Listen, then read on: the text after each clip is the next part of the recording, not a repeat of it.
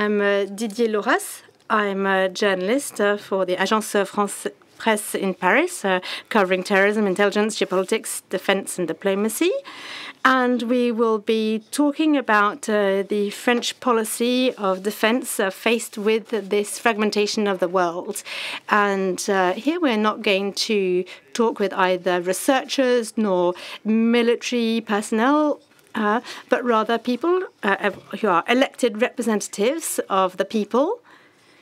We have Franck Giletti for the Rassemblement National, who is an MP for the 6th constituency of the Var.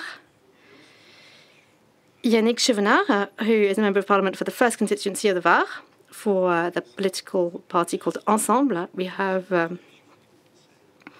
a representative for the 11th constituency for the Hauts-de-Seine, who is Aurélien Saint-Toul. And then we have André Gaulle, who is the senator for the Var. You have, of course, all heard the opening remarks where we've been asked to do politics and to rise to the challenge.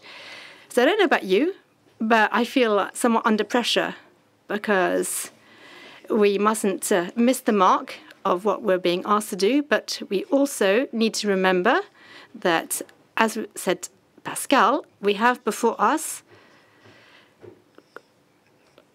some of the best aspects of France in terms of strategy and defense and geopolitics. So French defense, I will give you a bit of context. I won't, of course, be able to be entirely comprehensive. We can always add more. But the first element of this paradigm is that we have gone from the priority given to asymmetrical warfare to a high-intensity warfare priority. So we've gone from Balkan to Ukraine, which in terms of capabilities and organization, trainings, it changes quite a lot. We have seen the invasion of the battlefield by drones. We have seen the incredible transparency of the battlefield. Let's remember the first few days of the invasion of Ukraine by Russia. We have seen a huge number of videos of in inverted commas, documentaries made by soldiers, by civilians, but also the satellite images, open source images. Today, the battlefield is incredibly documented, and yet, in parallel, and although this has already been said, so I won't spend too much time on it, this documentation is manipulated. But among the paradigms I wanted to mention, it's the fact that politicians in the Western world have finally recognized the importance of hybrid warfare and of the warfare of the narratives. We used to say that we couldn't really use those paradigms, but now, ladies and gentlemen, I think that professionally, you can be considered as sources. And so I want you to talk to you, the military personnel, the politicians, the spies. Please talk to us. Another aspect of the paradigm, which is perhaps not completely new, but is a new development in terms of weaponry between the ultra-modern and the old-fashioned. So we start with the ultra-modern, and then you arrive on a battlefield where it's minus 30 degrees and where you need ice picks and where we need a lot of the military personnel to be able to repair the equipment and to send it back to the front line. Otherwise, it is useless. And then finally, but this is only my own list, the requirement of fighting against technological obsolescence in the military field and in terms of our capabilities, which costs a fortune and yet which is essential. It is extremely costly, and that is terrifying because of the budgetary constraints, because democracy is not particularly healthy at the moment, and you know that we'd probably all rather spend money on hospitals and in education than on the army. But the political situation is what it is. To do intelligence and to rise to the challenge, as I mentioned to all four of you on the phone, there are 5 seats. We also had Monsieur Tellier, who, as you know, Monsieur Thériault, corrects the speaker, who, as you know, has recently become minister. I would like you to not spend too much time talking about the choices of the past and to say what we should have done and to judge what has been done. I think that's not really the relevant topic. It was said earlier by Pascal, and I couldn't have had anything better by way of introduction. We will find it hard to talk intelligently about war if we are not capable of not being at war with each other, especially given that we are, in fact, all on the same side. I enjoy history, and I would like to try and find convergences. At my political science studies 30 years ago, I was taught about the issue of the continuity of France's foreign policy and defense policy under the Fifth Republic. And I would like to know whether this policy still makes sense given the discontinuity which we are faced with. My own personal aim is that at the end of this debate, that the people who have listened can feel that whatever the choices made by voters in the coming decades, will we or will we not have the same defense policy? That is the question which we will try to answer. We will mention 3 elements: the priority threats. We'll talk about France and her allies. And if we have time, we will try to talk about strategic autonomy.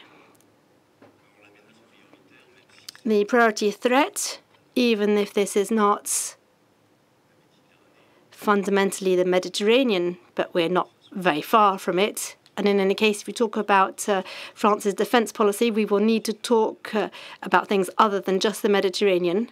It's, of course, the issue of Russia and Ukraine.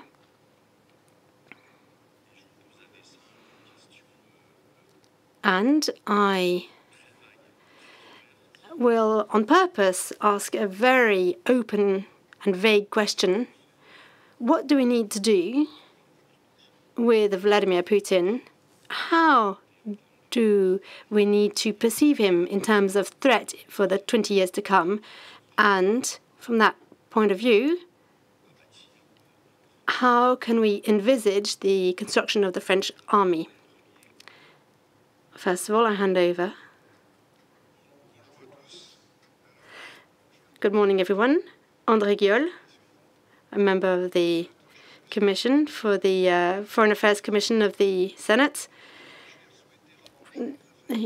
President Larcher wanted to bring together the foreign affairs and defense to make more geopolitical sense, because this is very relevant, rather, to what has been said in this morning's opening remarks. One word that comes to mind after having listened this morning is humility. As an elected representative, it's one of the rare moments where, in the auditorium, that's where we have the experts, the diplomats, the military personnel. And you are this diaspora. You have this knowledge. And it is up to us, as an elected representative, to be able to translate this in terms of money to answer the needs of the population. So, first of all, humility. to respond to the threat, which was mentioned this morning, of course, we could not have the presumption of answering just a few words. I would like to mention just a few values which I think are important in terms of choices, which have already been debated a lot in the Military Planning Act. But what we sometimes debate is whether or not we should continue to belong to NATO. I will also answer the question about Putin, which you asked. Belonging. The second small decision is belonging to the integrated commands. We have an admiral who is in a high-ranking position. I think this is very important for the future of NATO. And in the world in which we live, being wealthy is very important. Technology is even more important. And we need to have a military-industrial complex, which we need to build within NATO.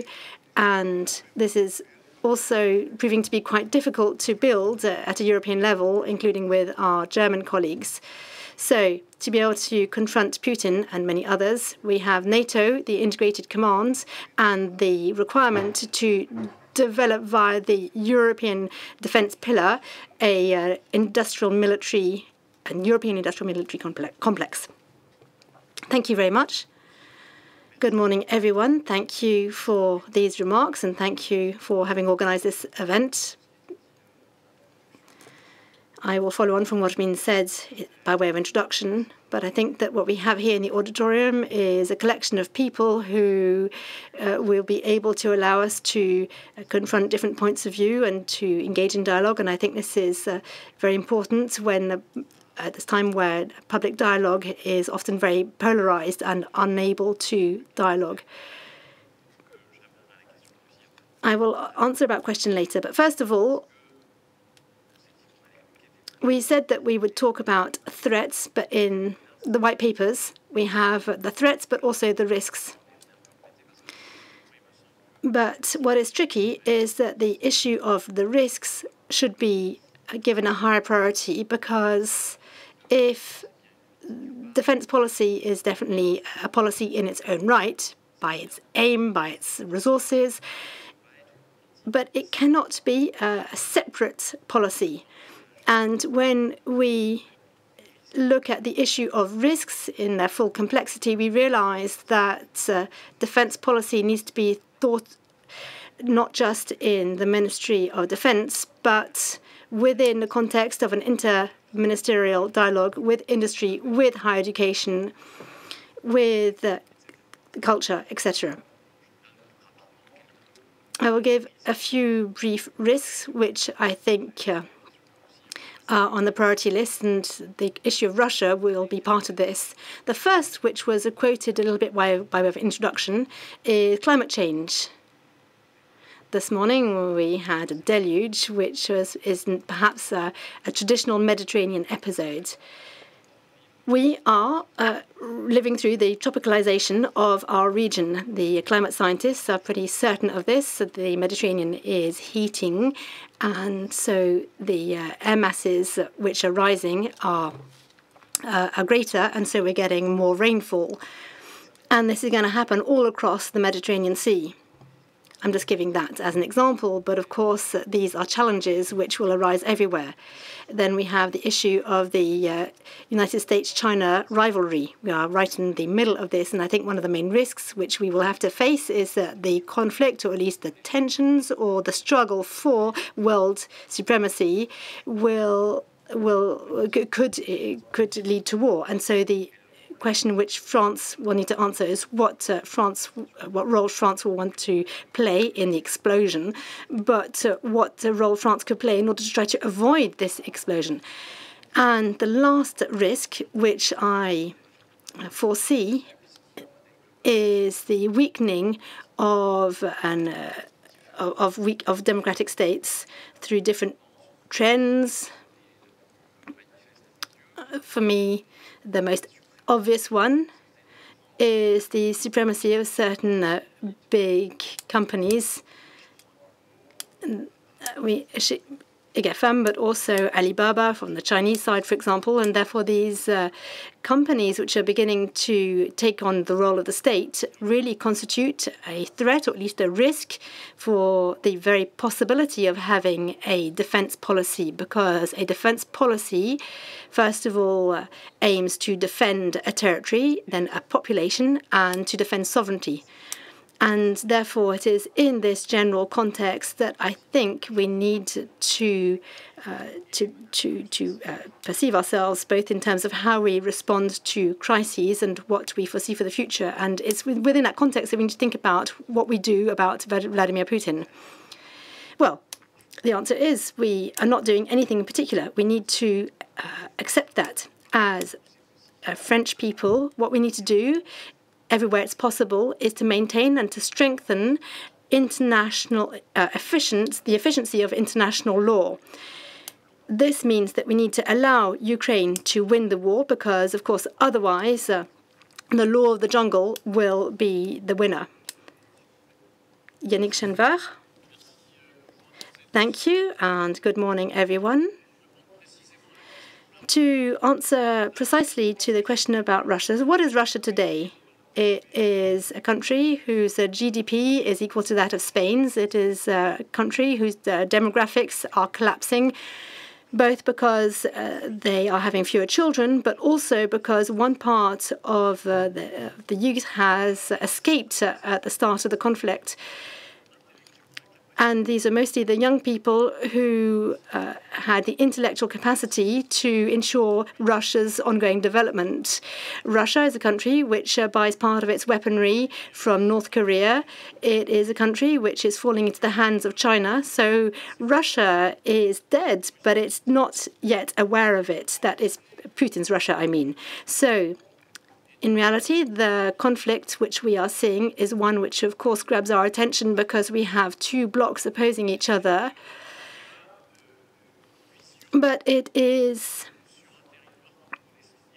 a vision of a continent and a country which we are familiar with and which must not stop us from thinking about the rest. What is the rest? When we see conflicts today which are very close at hand, for example, Ukraine, Russia, but also in the Middle East, it makes us forget the bigger picture. And it was mentioned earlier in the part about the analysis of threats and risks. What are the threats of the future, of tomorrow? We tend to forget them. They are taking a second place. The map which was presented, and it would be great to be able to look at it again. Can we see it again? Even if in terms of the colouring, some of it is not quite true. But look what is happening. The world economy is going towards the Indo-Pacific area. It's 45% of the world's economy and 60% of the world's population. In reality, everything is changing, but we are not yet really aware of it. And because we are not really yet aware of it, we tend to look at what is happening on our own continent. So I think the big topics are how we manage a situation on the European territory and in the Middle East. And I won't go back over what was said in the opening remarks, but how we look at the future, how we see ourselves tomorrow, and what will be the role of France in that future. Russia, which will collapse, China, which will gobble up Russia, and a world which is going to try and compete with China. But if I remove Russia, if I look at the Indo-Pacific area, most of what's going on in the world is over there. The biggest ports of the world are in that area. In the West, we only have 1 out of the 10 biggest ports in the world. That is very much an illustration that in terms of the flow of maritime commerce, something is going on. So let's not forget to look at the Indian subcontinent, at the exit of the America Straits. Let's not forget this border issue between India and China and this competition which will increase. I would also like to add that the positioning of India, such as we see it here, I think that we would have something more in grey, because India receives a lot of its weapons, buys a lot of its weapons from Russia, but they have also started making a lot of orders from the West, and it's in order to try to diversify.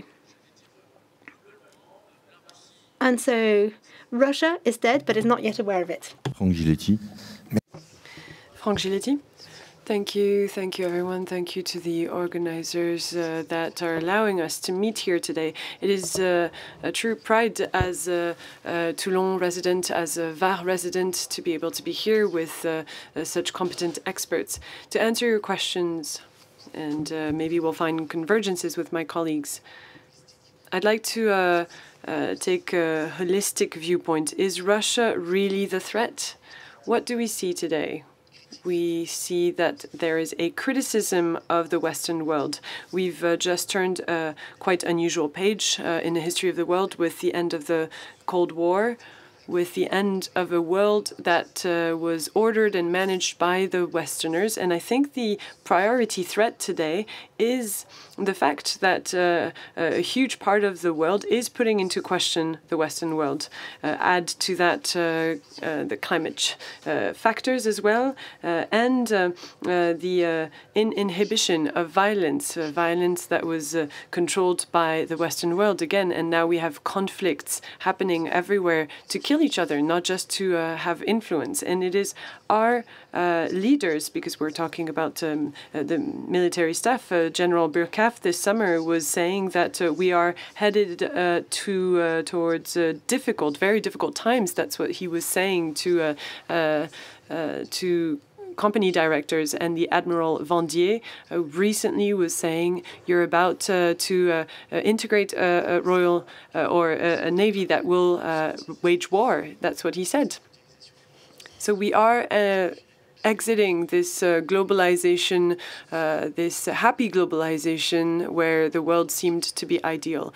In your introduction, there were many issues that you broached, and you said crises are happening one after the other. After the crises in Africa, we've had an intense conflict in Ukraine. I am not from the insouciance party, far from it, but I would say they do not come one after the other. They come one on top of the other. And it's particularly that superposition, the superimposition of crises that is happening.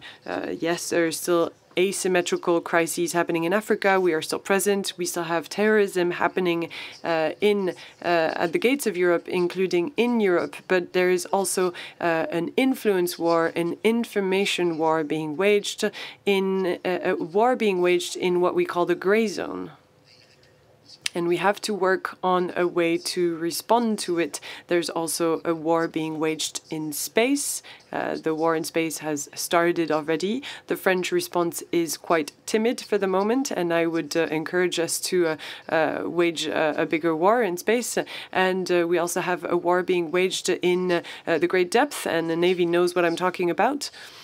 So for me, it is this superimposition of conflict zones that go from minus 6,000 meters to 36,000 kilometers that we have to take into account. And there was a high-ranking officer, German officer, that we auditioned recently. He said Russia is the rain and China is the storm. So let's take a step back and adopt a global perspective. The conflicts are moving towards the Indo-Pacific. 90% of the commercial flows goes through the Indo-Pacific, and that is where France has a specific role to play. General de Gaulle was saying that we have the diplomacy of our geography, and it is absolutely true. That is what distinguishes us from other countries. We are the only country in the world where the sun never sets. This is why we have to carry this unique viewpoint, and that is why the voice of France cannot be that of other countries. For me, the important thing is to know how to respond to the current situation and how to make sure our voice is heard globally. Thank you. Just to be more precise. Maybe I wasn't clear. I didn't talk about crises happening one after the other. I was talking about a succession of priorities as they are being defined by France. And that allows me to come back to it because I think it is actually very pertinent. France has to prepare itself for the possibility of a very intense clash, confrontation. France cannot elude the jihadist issue, elude the Pacific issue, the depth of the sea, and I'm not talking about in the Indo-Pacific region because the Indo-Pacific region is a very Euro-centered word. Other countries are using different words. But of course, I think we all agree on the fact that space also occupies a growing place. We do not have the means to be good on every single front. Which leads me to the following question, that of alliances. How, according to you, how can we protect ourselves from everything with what type of allies? Because we won't be able to do everything by ourselves.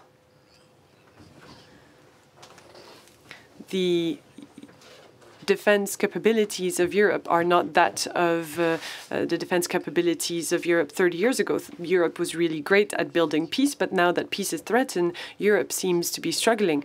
Mr. Senator, please go ahead. How do we make choices? What choices do we make? I was saying it earlier, the Europe of defense is essential. Our main allies, our main partners, our closer partners are Europe.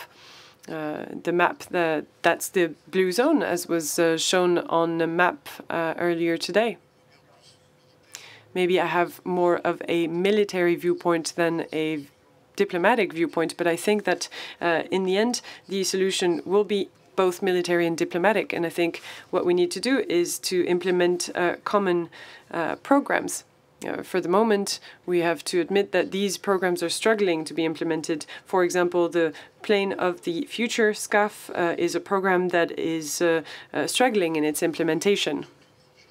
Then we also have the Future tank. We also have the Iron Dome, the helicopters that are now reaching the end of their lifespan. And I think the French-German school is going to end with a different type of helicopter. So when we look at the list of all the programs we have, it's either complicated to build or to implement. I had a bit of hope when the Germans recently voted in favor of 100 billion euros being spent to prop up their defense capabilities. We've, at the Senate, we've auditioned the senators and we've asked them, why do the Germans buy pre-made weaponry when we're trying to build our own capabilities? And the answers that were given to me were that we have to act really fast. The danger is imminent, so it is better to buy weaponry that is ready rather than to buy Rafale. All the more because the Rafale are not able to carry all the nuclear deterrent tools of NATO. So we can imagine that it is true for the moment that buying an already made weaponry is a good idea, but for the future it is absolutely necessary to put into place programs that will be implemented until the end. So to answer your questions, what are our partners, our allies, are better tools for defense? They're that we can use with our closer partners, our European partners. Of course, I have to say that we are sorry that Jean-Louis Thériault cannot be among us today because recently he published a report on French and European weapon capabilities, and I think that is the key to everything else.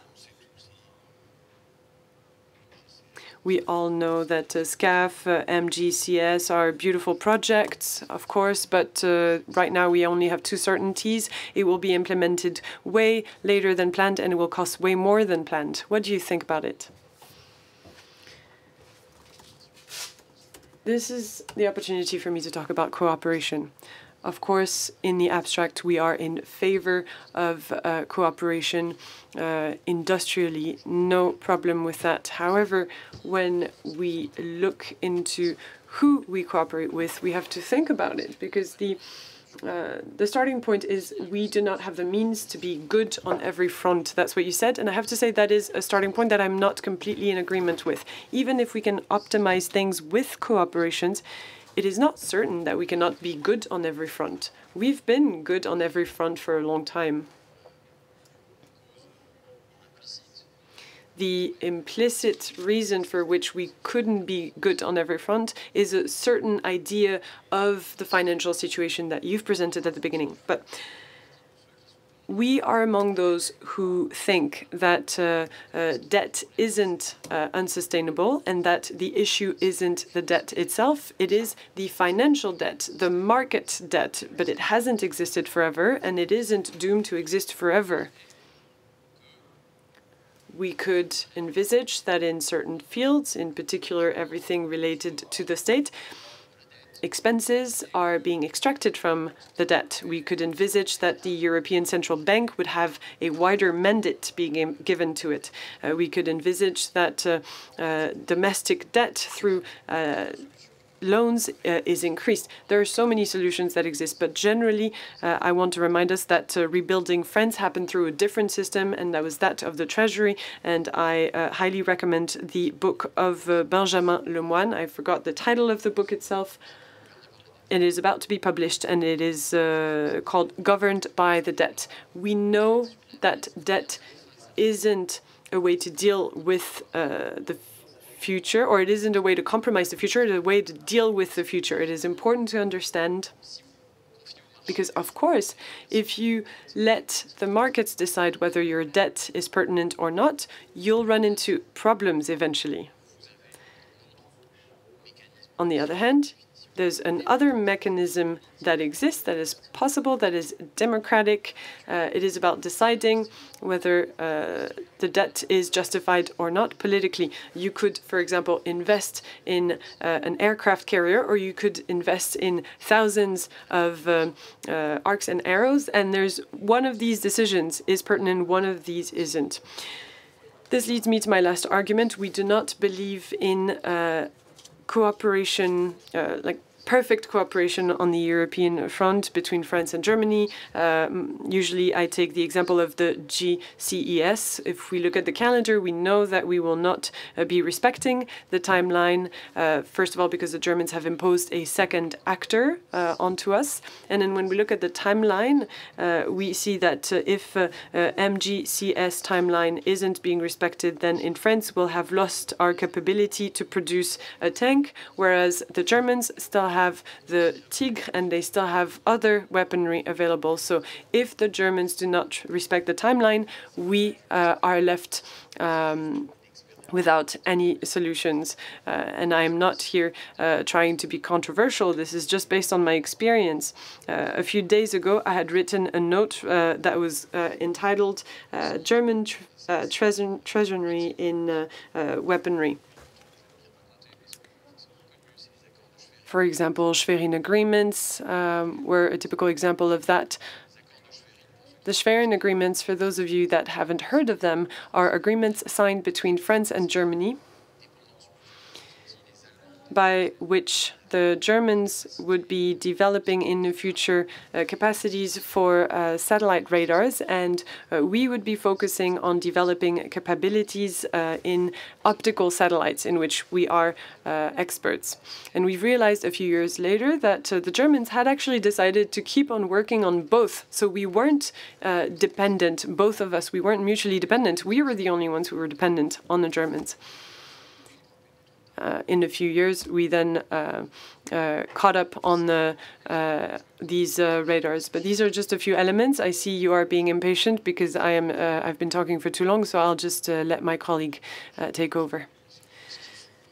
Mr. Shinvar, should we persist and cooperate? And can France do everything by itself? I'm sorry, I'm not going to delve into this topic. You've mentioned before I arrived Europe and its technological and industrial basis, and you've mentioned the Indo-Pacific zone. This is not a European concept. The first one to talk about it was Shinzo Abe, the Japanese Prime Minister, in 2007. The Indian Prime Minister is talking about it at the moment. In the entire Indo-Pacific zone, all the political leaders talk about the Indo-Pacific. When it comes to defense and Europe, since this was the topic you broached, we have to look back at examples that function. Europe at the moment is functioning. If I say at the moment, well, the map has disappeared. Is it really? Is the Speed mission the success story of Europe? Now, we cannot say that one mission in particular would be the success story of Europe. It is just the proof of what we've been doing for a certain time, which is cooperation with several European navies. To this day, there's 3 navies, I think Greek, Portuguese, and French in the zone, 3 frigates, and they're accomplishing their objectives. But on the other hand, there are also 6 or 7 American frigates, which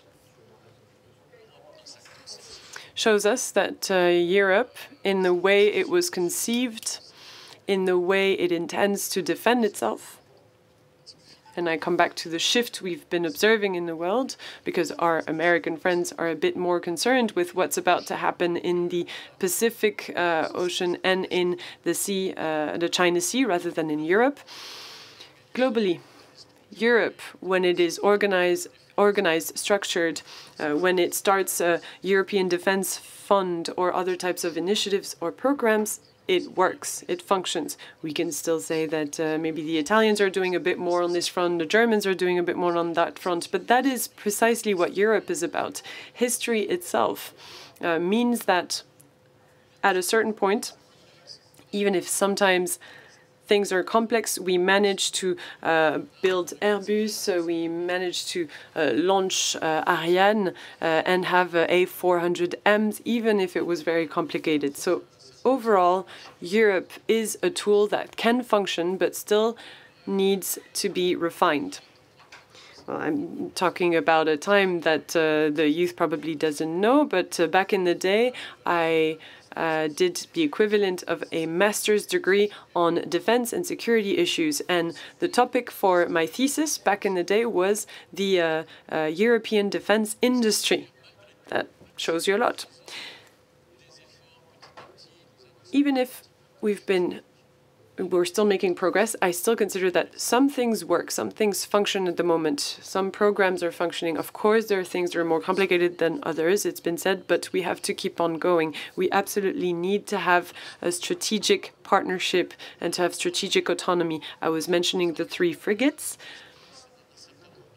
If we have 3 frigates, it's because a certain number of European navies are not participating. Why do they not participate in the program? Why do some countries participate and then leave immediately? Because we are using operationally some of our armament because war is happening. If I remember well, I think over 600 missiles, drones, rockets have been shot, have been intercepted. And on these 600, 10% actually reached ground and sometimes killed or sank a ship. So what's the Speedus mission? The Speedus mission is a European mission that protects 40% of the maritime cargo of the European Union. If we do not have maritime cargo coming to Europe, Europe doesn't breathe and doesn't live.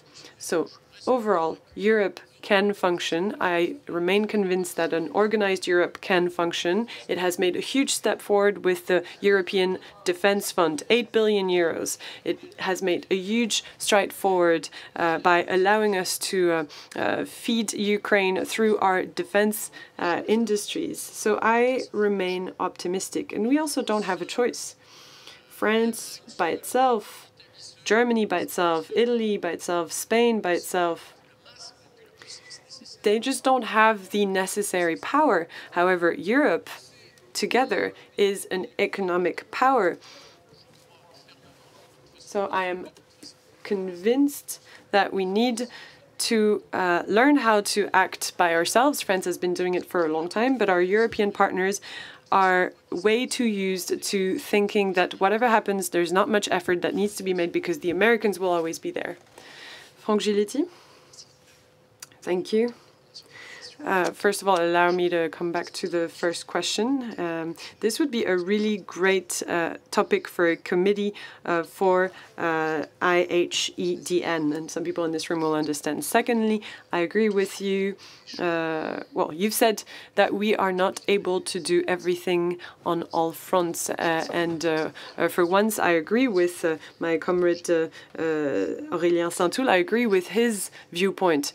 We indeed have a French industry with a certain type of history. Our engineers, our defense, our research and development isn't always the best financed. However, we are able to produce tools and technologies that are very advanced. We are able to build a submarine, nuclear-powered submarine that can send nuclear rockets around the world.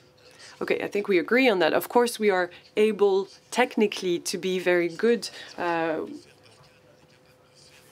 We are able to build a tank of the future. We are able to go into space.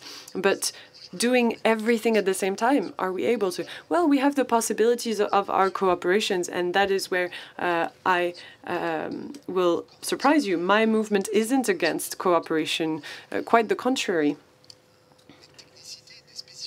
But we need to focus on specificities. We need to have a common operational need to have cooperation. We need to have an annual budget being decided on every one of these programs. And in that case, we are in favor of these types of cooperation. And what we've seen for a few years, and probably for ideological reasons, and again, we were living in a world of idealists, where we absolutely had to support the Franco-German couple. And we ended up being stuck in some programs we talked about. We mentioned the CIF, the MOZ programs, the Tigre 3, which will also be a failure, the SCAF program as well.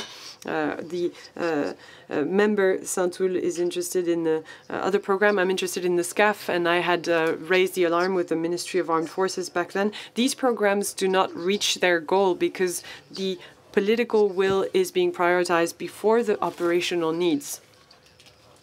The SCAF, which is a program led with our German partners, does not answer our operational needs.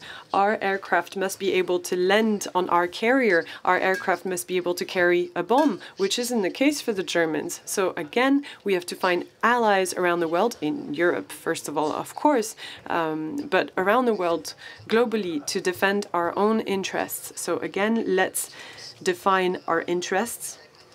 France doesn't have permanent allies, it only has interests. And again, I'm quoting General de Gaulle, who was answering Lord Temple, and said, France doesn't have permanent allies, it only has permanent interests. And that is what needs to guide us.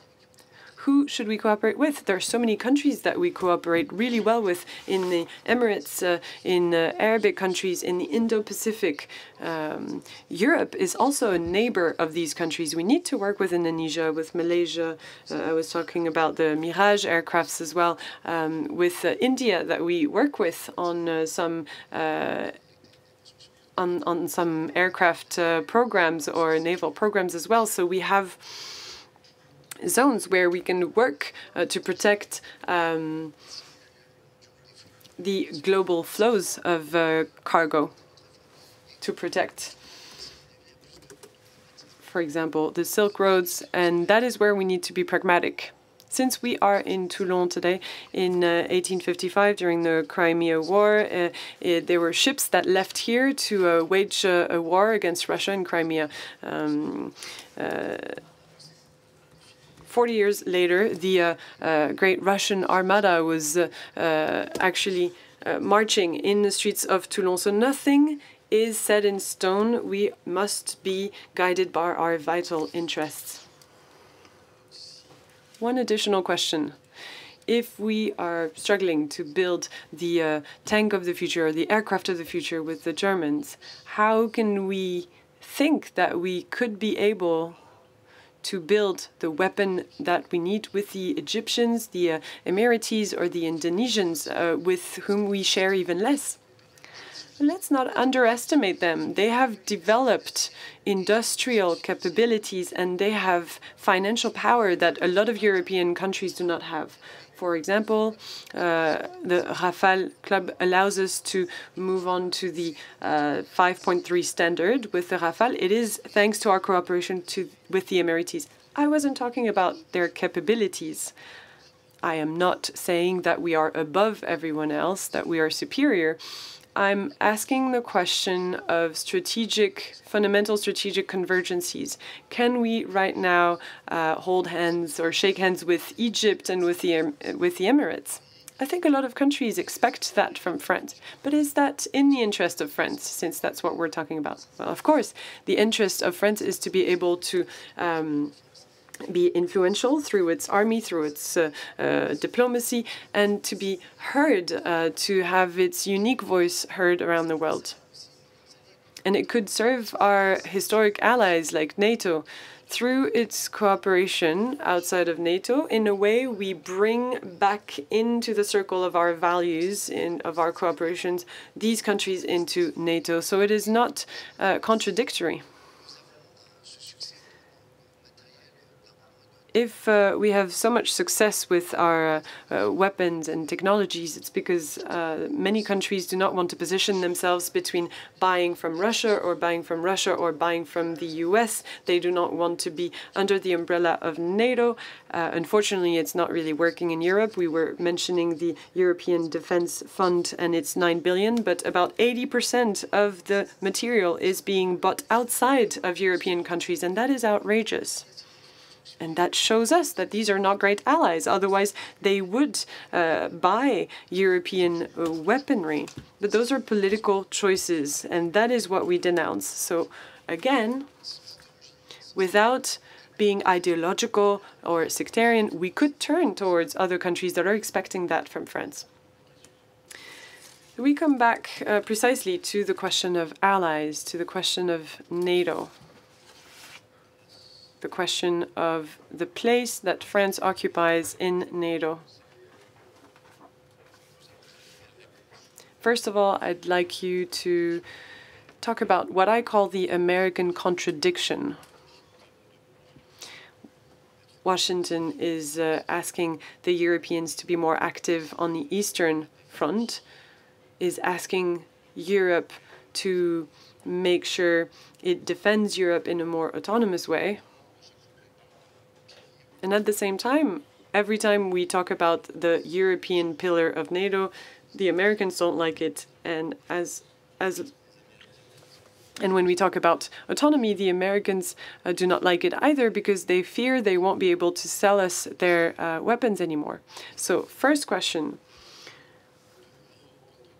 what is currently the future of Europe as it is within NATO? Could we envisage a European pillar for NATO? And could it help Europe to build up a coherent and pertinent defense policy, Mr. Senator?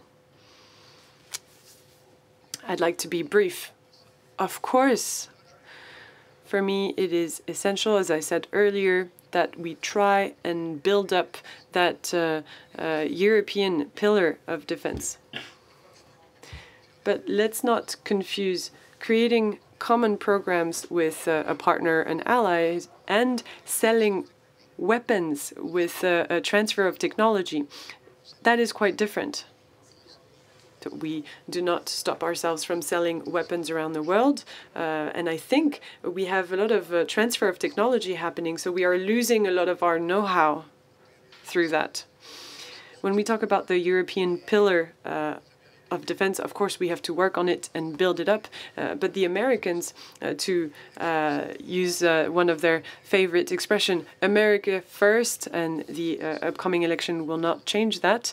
The Americans ask us to defend ourselves in Europe, but they very well know that in such a short timeline, for our own safety, a lot of European countries will turn to the United States to buy weapons. So for me, there's no contradiction. For budgetary reasons, the US want Europe to defend itself, and they've recently said that they've said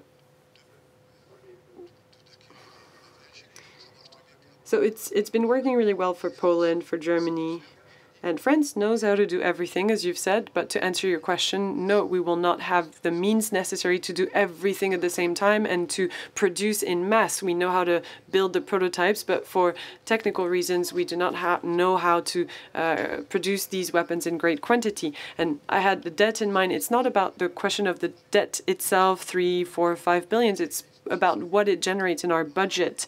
And you know that the interest rates that are being defined could mean that our budgets would reach 80 billions per year. So in that context, how can we implement a defense that is a small part of GDP? So I am very worried about our debt. In our country, we should, first of all, manage to have a balanced annual budget, and only then can we talk about the debt and how to lighten it or even cancel it. The European pillar within NATO, the American contradiction, so many other things you've mentioned, what we'd like to talk about. So the book is called The Order of the Debt, or The Order of Debt. The real issue is to know what we want, but also what is achievable, what is credible. So Europe perhaps needs to free itself from the United States, and that in addition, this is great for France. Unfortunately, that's not how things work, because in reality, the European Union has not been designed to be anything other, and this saddens me to say, but anything other than a fairly docile partner to the United States. And there is abundant literature on this topic with François Denord, who's a specialist in neoliberalism. So the issue is not so much how it was defined, but what we can do in the years to come. Can this situation change? So precisely, I think the fundamentals of the European Union do not allow us to build something which you said yourselves, what is a European pillar? It's a European version of what Washington says. It doesn't make sense. Can you imagine 27 countries who are all going to end up on the same hymn sheet? That is not going to exist. It was designed as such as a means to ensure that neither France nor Germany, and especially not France, should take too strong a leadership on the continent. I've quoted Denord, I could quote Dzerzhinsky. Everyone says the same thing. So we could engage in wishful thinking with respect to the Americans, but in truth, there is no possibility of us being able to take the leadership. We will need to choose a different avenue. So either we are France and we defend our non-aligned position, we offer things to the Europeans in priority, but not just the Europeans, but to defend general interest positions. I have a formula, which is, I think France is a nation of general interest, human and planetary interest. Why? Well, because we are no longer in a situation where a single country can see us as a colonizer, hegemony. All that is long behind us. However, we have a status, we have capabilities across different areas which allow us to defend one form of general interest faced with major issues. I started with climate change, but regulation of infrastructures. I mentioned technology earlier. If there is no regulation in space, if there is no regulation for submarines, and so on and so forth, we will it will end up being a disaster.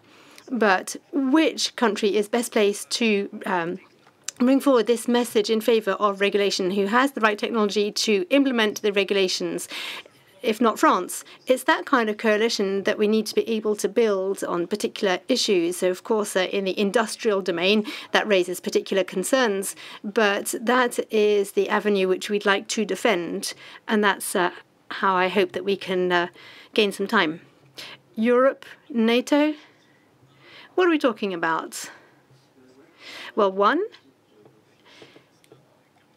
should Europe place its destiny in the hands of the voters in Tennessee every 4 years? That is the first aspect. It gives us reason to think. And here we are all aware that the United States topics or priorities for tomorrow are not the same as those for Europeans. So really the question that we must ask ourselves really is not a question. We do not have choice. We have no choice. The how is one part of what I mentioned earlier in terms of United Nations missions, but also it's working on a common technological basis. It's also that today the members of NATO and the European countries which are members of NATO buy off the shelf, neglecting the fact that there is a dependency inherent in the use of the weapon, especially with Normitard.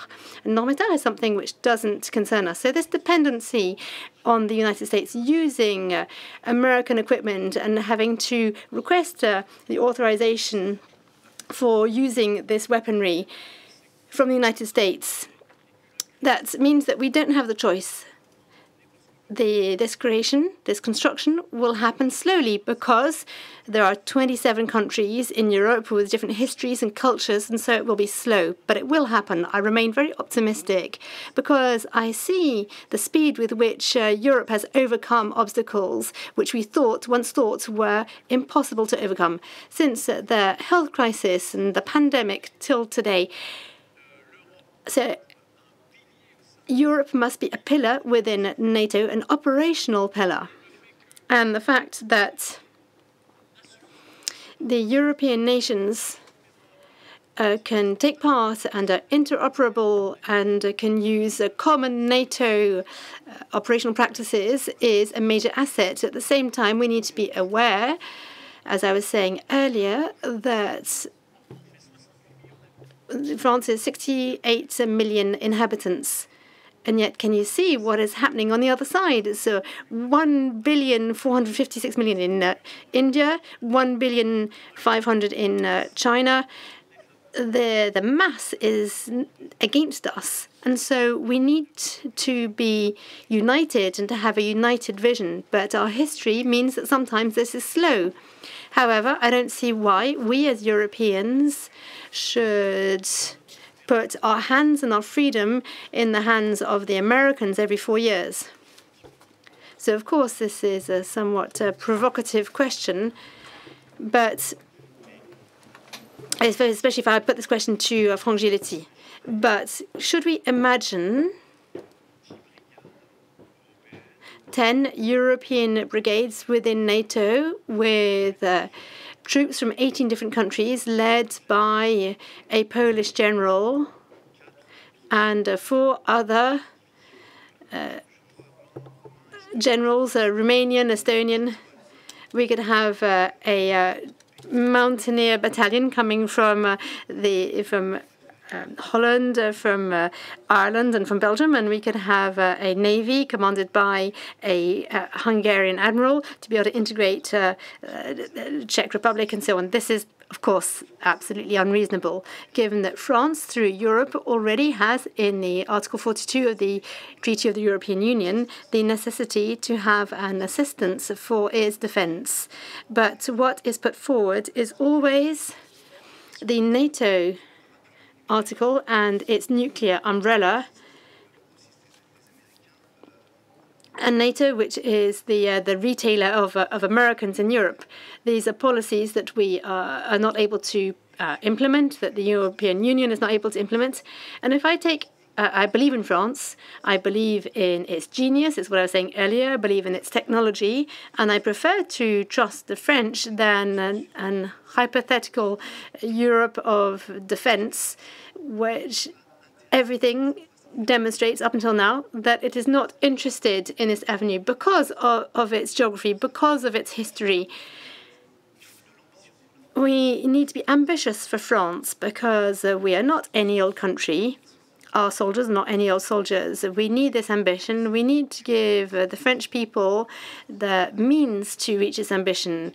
We have an impact across the world, and we have some of the greatest technology. We need to give ourselves the political means to be a flagship in the world, and I think which will inspire countries of the European Union and the rest of the world.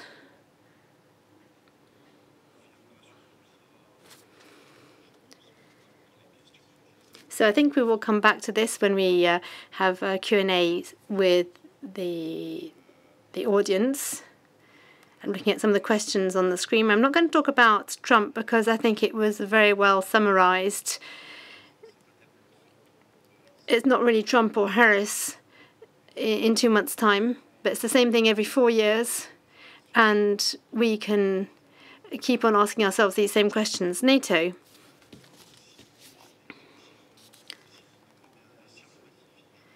If NATO were to invest the Pacific, so if NATO were to invest the Pacific through the integration of Hawaii in the obligations of Article 5, how would France be able to maintain itself in the alliance and at the same time avoid an escalation of tensions with China? And I would like to add, is it sensible today, as President Macron says, to present France as a power of balance in the Indo-Pacific region? That's the journalist who caricatures everything, who is re-emerging. How can we, power of balance, with just 3 little frigates when opposite we have the Americans and the Chinese? Of course, I'm being provocative and I'm caricaturing. So we'll take this in order. It's true that NATO is both a political and military organization, but I don't believe that France could enter into this Indo-Pacific adventure, especially now that we have integrated command.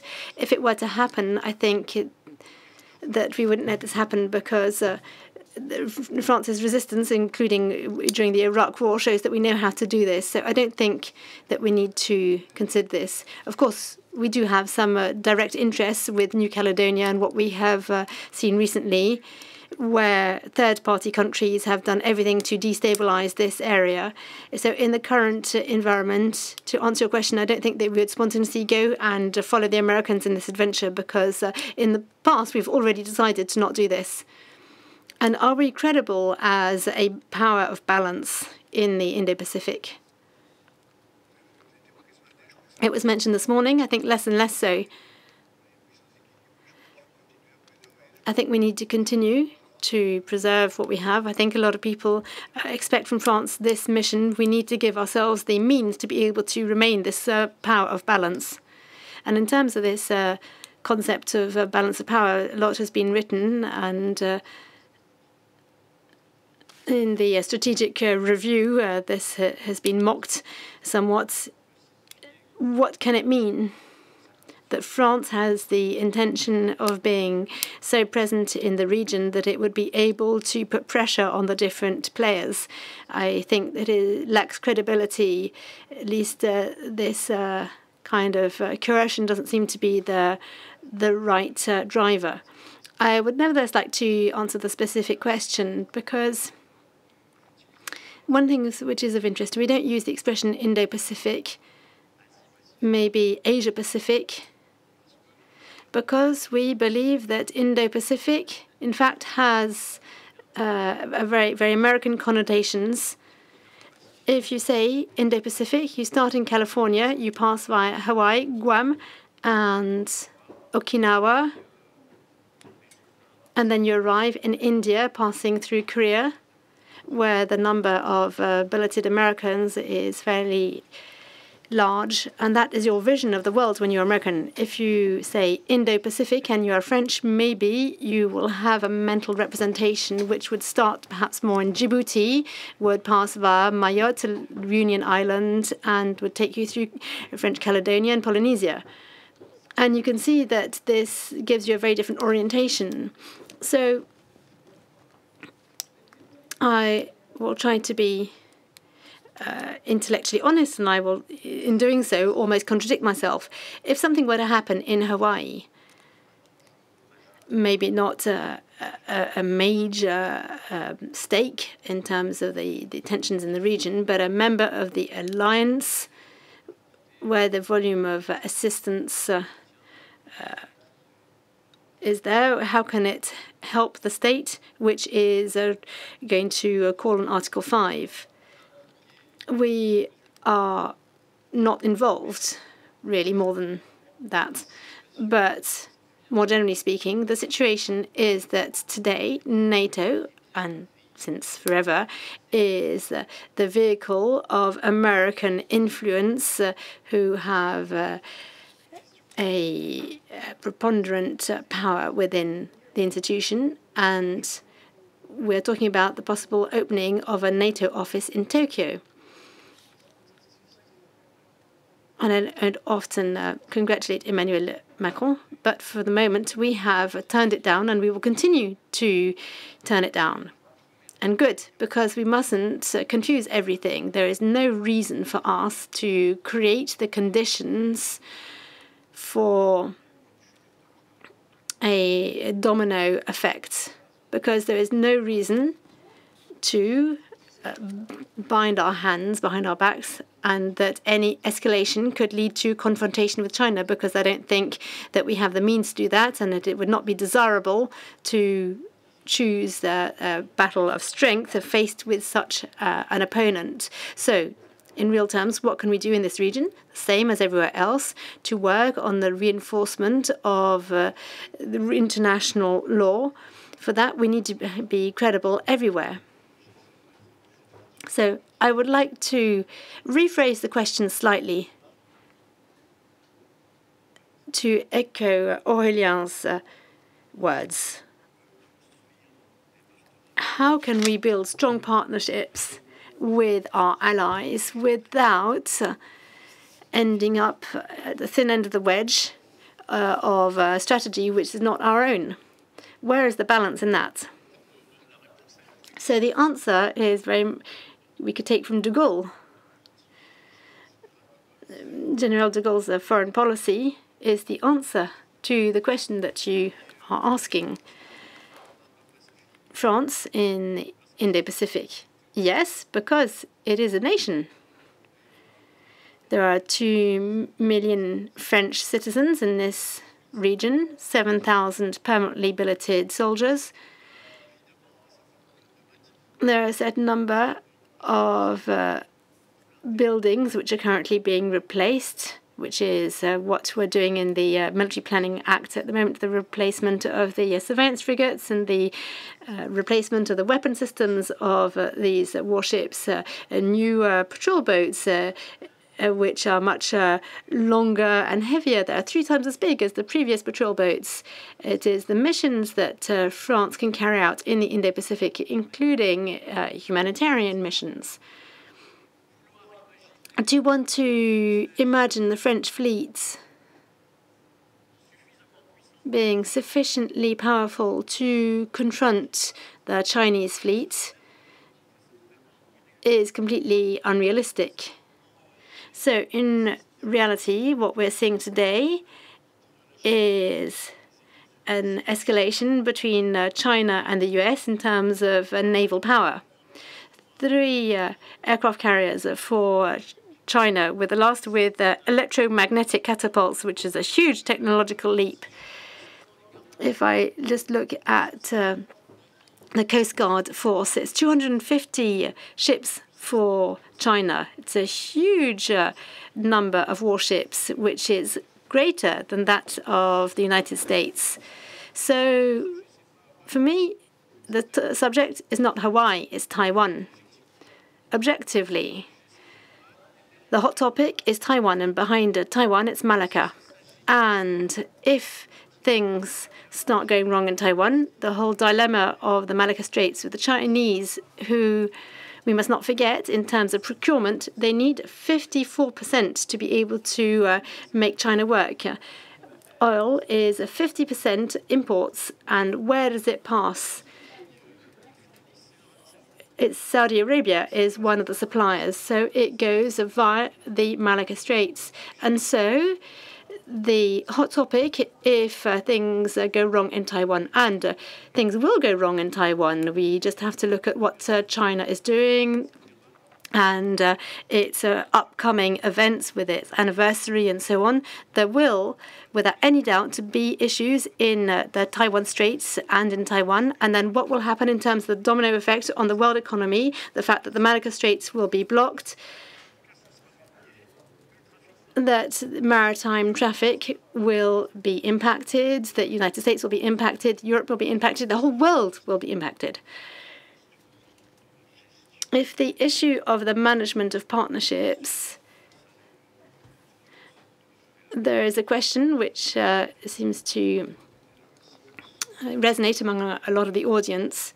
Last time that France was defied in terms of partnership was, I'm not sure, interpreter hasn't heard. There is a moment where we feel that we have been betrayed fundamentally by the Americans, by the British. We remember Jean-Yves Le Drian talking about the British in very unfavourable and angry terms. The Australians also. What does this tell us about, well, outside of doing, frontline anti-Americanism, and we could also be betrayed by the Egyptians or the Emiratis one day. So it's not the question of really who, but the question is, what do we do about this? Especially as a certain number of experts and journalists have asked the question, why have the intelligence services not seen this? Well, we're not meant to be spying on our friends. So before answering this question, I'd like to respond to the previous one. What is the balance of power? What is a power of balance? It is the capability for a nation to speak to everyone. It is first and foremost diplomacy. Unfortunately, we need to see that with the fusion of the diplomatic corps with the rest of the agents of the state, it has been weakened. And then this is part of the increasing weakness of France on the world stage. However, if we go from diplomacy to the military, because of course this is in continuity, and I will need to be the defender, the advocate of French military forces. We have an air carrier group. We have these fighter bombers which we can deploy. And this is significant. It is not negligible. It's our air and space capabilities, where we can deploy 10 or 12 aircraft in the space of 24 hours in New Caledonia. We can also make air bridges. And so we have something to say.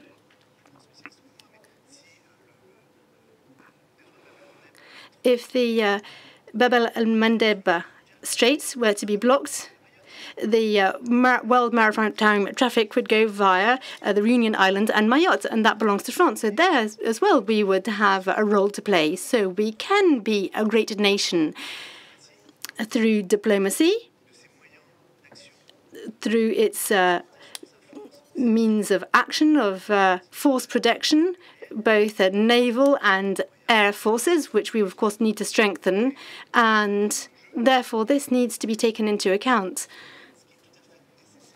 What is also essential is to have a geopolitical view of the situation, which is a sovereignist and independent and free.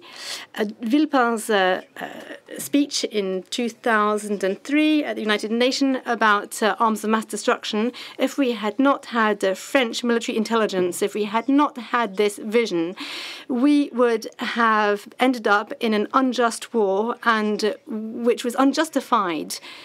Hence, how useful it is to be independent of these big institutions like NATO and others.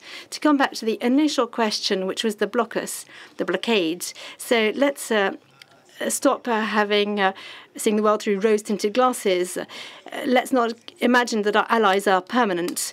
Each state has its own interests and has no friends. If we start from that baseline, I'm very happy to have some friends whom I can count on, but I also have to have a plan B so that I can be independent and sovereign in my response to world threats. And last question, in terms of strategic independence, and to come back to what we've just said. What about our autonomous intelligence capacity of decision analysis, of deep skills of autonomy in space, both in terms of intelligence? Of course, we can always come back to the French intelligence services. But what do you think about this?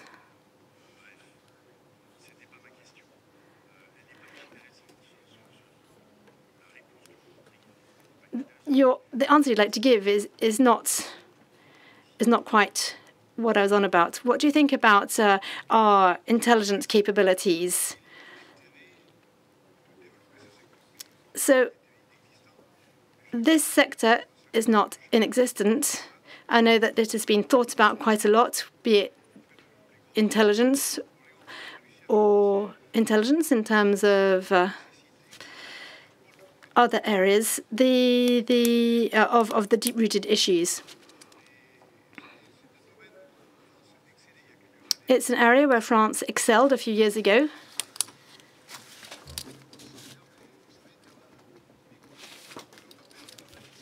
Today, when we lose sensitive equipment, or we risk losing sensitive equipment, we call on the Americans to go and get this equipment. There exists a lot of competences in terms of the deep sea, whether it's in the our research institutions, in the army, in the industrial domain, whereas if we created a pole of excellence, we might be able, at a constant cost, to be able to intervene in the deep sea. And there we would be better able to protect our submarine cables and everything that happens in the deep sea that we ignore. I think deep sea is up to 6,000 meters. I remind you of our meeting in Nice in June 2025 at the the UN conference on the deep seas, and I think it will be a great moment to talk about these deep sea competencies, which everyone is expecting, both in military terms and in environmental terms. So just briefly, because then you will all be able to take the microphone again to conclude. So by definition, I am not security cleared, so I don't have a deep insight into the world of intelligence, so I can't say whether we are in advance or whether we're behind. But all I can say is that in the technological domain, we have an issue of being able to be independent, because what comes out from this is an incomprehension which has lasted for a certain number of years, or maybe a lack of willpower. If it is, whilst it is true that the new agency which has just been created for technological defence cannot in fact produce the goods, we have a problem. We have an issue with this Fifth Republic, where very little information is truly given to the members of parliament. While it is true that we have tried to sail Athos by cutting back on the strategic activities, I think perhaps people should explain what the non-strategic activities of Athos are, because information management is a matter of strategic importance. Data cannot just circulate any old how. I know the doctrine, there are different concentric circles, we have the sovereign domain, and etc. But that is not true. You cannot have a big company or big institution like Athos, which does not have data to be able to make its algorithms work. You cannot have a state where, with France Connect, like the French security services and so on, which use the Athos source data, but which at the end of the day end up constrained because Atos is not a French institution, and because we said that the only activities which you wanted to protect were those of the supercomputers which you wanted to protect. And so we really have some big issues there, and we have an issue with our vision, our industrial vision. It is not true that we are in an advantageous situation, because I would like there to be a clear audit of France 2030. I've seen the questions on IR, etc. Where are these essential investments? When we see that there is a budget for France at 2030, but if it's to try to encourage startups in, for example, new space, but which of course is an idea which is never going to work. Elon Musk is not someone who has really been a startup entrepreneur. He has basically lived on state subsidies. The NASA continued to subsidize his work, but he took on the risk. If you are not aware of that, and we only rely on startups, we will have our back against the wall. What's the point of an intelligence service? It is there to collect data, information, and to transmit it to those who will make decisions. An intelligence service has as its mission using all of its sensors and all of its tools to bring information, sometimes raw data, raw information. It is not up to the intelligence service to decide how to follow up on an information. So that is important to remember. The intelligence service of the first circle in France, and specifically because we're talking about defense capabilities, those that rely on the Ministry of Armed Forces, are services that are rising up deeply in terms of human resources, but also in terms of equipment. So the DGSE and the ALPM. ALPM is 5 billion euros up to 2030 being devoted to intelligence. If you add the 6 billion euros on space, and everything else that is being invested into the ALPM, the effort is huge.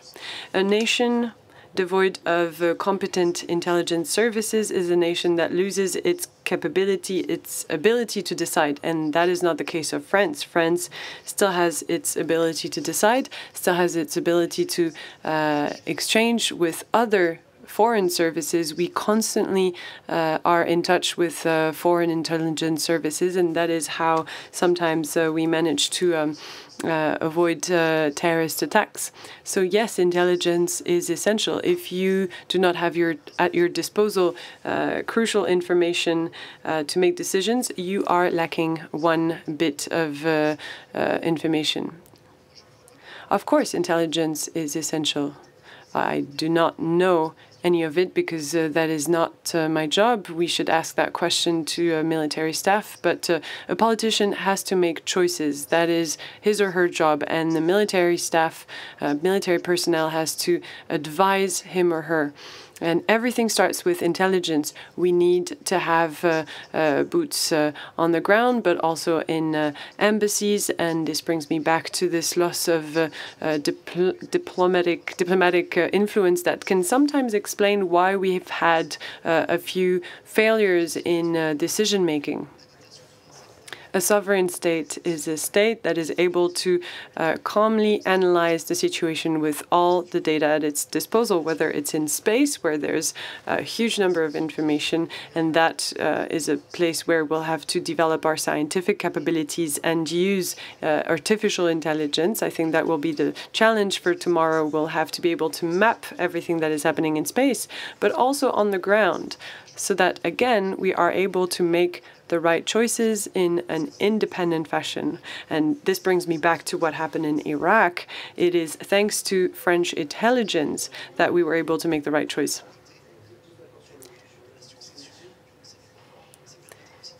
And following that, it will also allow us to respond to this new field of conflict, which is that of influence and information. I want to come back to what happened in Gaulle in Africa, where thanks to military intelligence, we were able to outmaneuver our adversaries that wanted to portray France as the one being the one sending tanks. But thanks to, I think it was a drone that had filmed the scene, and thanks to work that had been done by military personnel and journalists as well, and they themselves can tell us about how they did it, we were able to foil that plan. So on the information field, we need to act as well. That is also one additional conflict zone that we will be confronted with soon. I think we won't be confronted with imminently with an intense war. However, we will be faced with this war in a gray zone, the gray zone of information and influence. I'm really glad you mentioned Gaulle, because indeed AFP, my press agency, was very active on the case and on the debunking of the Russian plan. We started late, but let's try and conclude on a very simple question which brings very complicated answers. What place must France occupy in, let's say, 20, 30 years? We are a power that has a lot at its disposal. We are technologically wealthy. We have a permanent seat on the Security Council of the United Nations, and with our territories, we are present all over the world. However, France's voice isn't being heard as much as it used to. I can see some people are already leaving the room. Maybe they're being they were a bit bored. So you have 1 minute each. What should we do to keep our influence in the world? I think we have a society model that we need to defend, a model of freedom, and that means budget-wise we need to be able to defend it.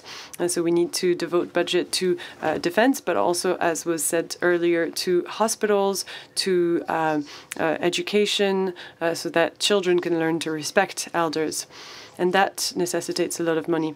Again, those who request asylum rarely request asylum in China, in Russia, and we do not mention it often. Let's remind everyone who we are historically. Let's try and be an example. I think we will win more battles on the diplomatic field than on the military field. When we act on the military field, it's about being a deterrent, trying to deter our competitors from trying to undermine France.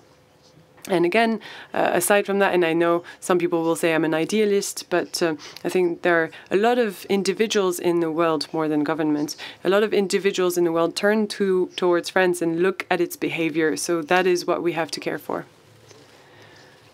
I think the answer can be a very brief one. We have to be coherent. First of all, we have to play by the same rules as everyone else. We have to be realistic when we analyze the situation, as was said in the introduction. But also, we have to show to be an example when we try and give lessons. I think that is what has undermined our credibility. It's the double standards.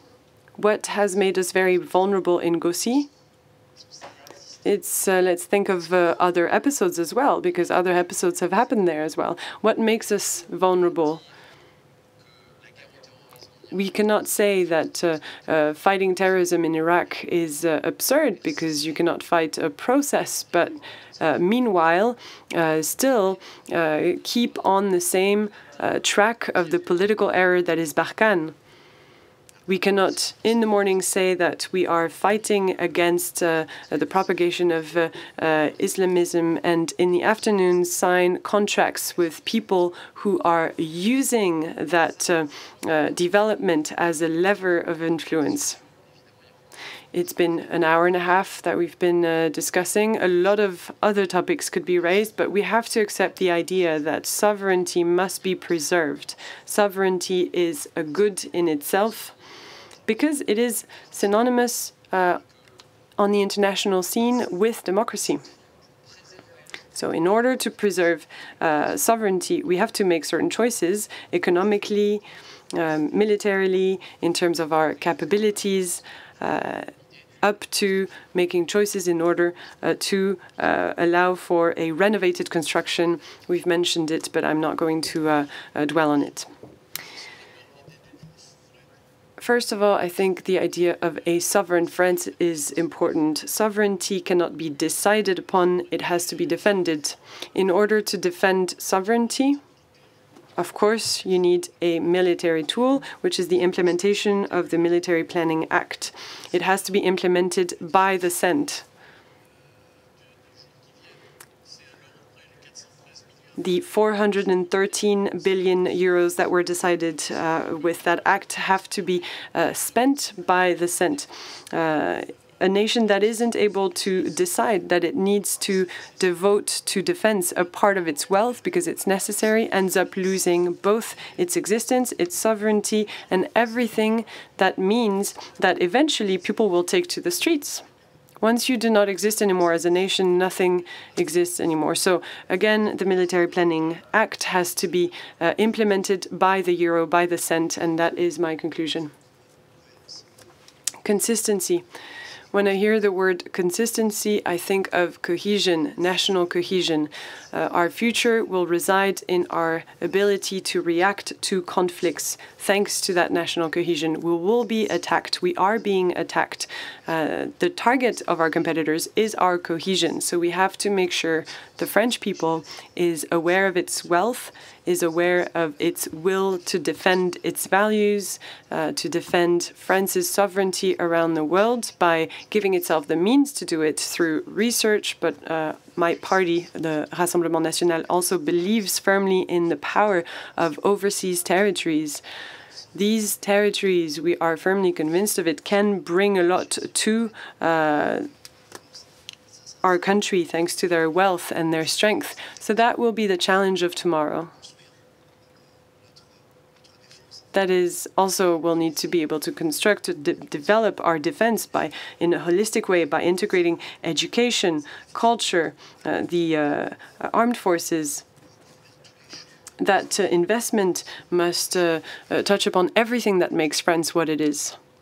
I am surprised that culturally, I don't know if there are any script writers here or anyone working in the cinema industry, but I'm surprised that we do not produce any more documentaries or films to show the strength of our military personnel. There's been a few. Top Gun has done a lot for the Americans, has done a lot to promote the army and recruit more into the army. So let's build up national cohesion, because in the end, it is us, it is you, all the French citizens that participate through taxes in this defense effort.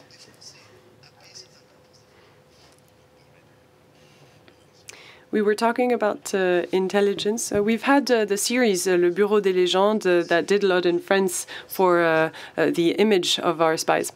So we can conclude, again, the ones who agreed the most were the representatives of the Rassemblement National and LFI.